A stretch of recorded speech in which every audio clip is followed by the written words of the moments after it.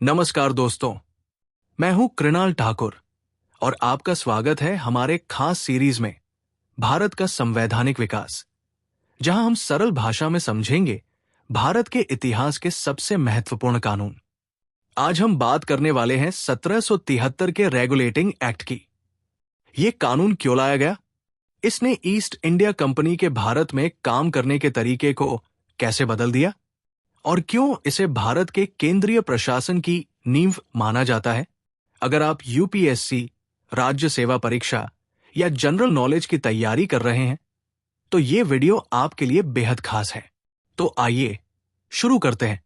Regulating act क्यों लाया गया? दोस्तों, 18वीं सदी के मध्य तक ईस्ट इंडिया कंपनी सिर्फ एक व्यापारिक संस्था थी। लेकिन क्या आप जानते हैं कि 1757 की प्लासी की लड़ाई और 1764 की बक्सर की लड़ाई के बाद कंपनी भारत में एक राजनीतिक शक्ति बन चुकी थी। बंगाल, बिहार और उड़ीसा में दीवानी अधिकार मिलते ही कंपनी टैक्स वसूलने लगी। लेकिन समस्या ये थी कि कंपनी के अधिकारी भ्रष्टाचार, लूटपाट और लापरवाही में डूबे हुए थे। 1770 में आया बंगाल का भयानक अकाल, जिसमें लाखों लोग मारे गए और कंपनी की आर्थिक हालत भी बिगड़ गई। ब्रिटेन की संसद में सवाल उठने लगे, क्या ईस्ट इंडिया कंपनी भारत को चला भी सकती है या नहीं? और इसी का जवाब था 1773 का रेगुलेटिंग एक्ट। रेगुलेटिंग एक्ट के मुख्य प्रावधान: पहला, बंगाल के गवर्नर को गवर्नर जनरल का दर्जा। अब बंगाल के गवर्नर को एक नई पहचान दी गई, गवर्नर जनरल ऑफ बंगाल। उनकी मदद के लिए 4 सदस्यों की एक काउंसिल बनाई गई। पहला गवर्नर जनरल था लॉर्ड वॉरेन हेस्टिंग्स। दूसरा, बंगाल बना ब्रिटिश सत्ता का केंद्र।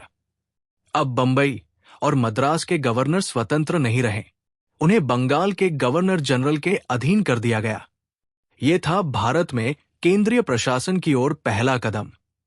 तीसरा, कलकत्ता में सुप्रीम कोर्ट की स्थापना 1774। भारत का पहला सुप्रीम कोर्ट बनाया गया, जिसमें एक मुख्य न्यायाधीश और 3 अन्य न्यायाधीश थे। यह भारत में आधुनिक न्याय प्रणाली की शुरुआत थी। चौथा, कंपनी के अधिकारियों पर रोक। अब कंपनी के अधिकारी निजी व्यापार नहीं कर सकते थे, भारतीयों से तोहफे या रिश्वत नहीं ले सकते थे, यानी भ्रष्टाचार पर लगाम लगाने की कोशिश की गई। पांचवा, ब्रिटिश संसद का नियंत्रण बढ़ा। कंपनी के कोर्ट ऑफ डायरेक्टर्स को ब्रिटिश सरकार को हर चीज की रिपोर्ट देनी पड़ी। टैक्स वसूली, कानून व्यवस्था और सेना की गतिविधियां।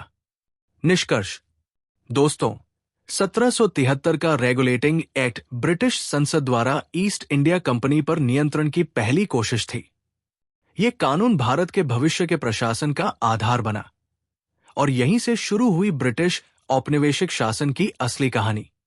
अगले वीडियो में हम जानेंगे 1781 का अमेंडिंग एक्ट, 1784 का पिट्स इंडिया एक्ट और आगे के कानूनों के बारे में। अगर यह वीडियो आपको पसंद आया हो तो लाइक जरूर करें, शेयर करें उन दोस्तों के साथ जिन्हें यूपीएससी, लॉ या जनरल नॉलेज की तैयारी करनी है। और हां, सब्सक्राइब करें। आप अपने सुझाव या सवाल नीचे कमेंट में लिख सकते हैं। यूपीएससी एंड कॉम्पिटिटिव एग्जाम की गाइडेंस या मेंटरशिप के लिए संपर्क करें। Our contact information is given in description. धन्यवाद। मैं हूं कृणाल ठाकुर। मिलते हैं अगले भाग में संविधान और कानून के प्रमुख अनुच्छेदों और उनके व्यावहारिक प्रभाव के साथ। जय हिंद।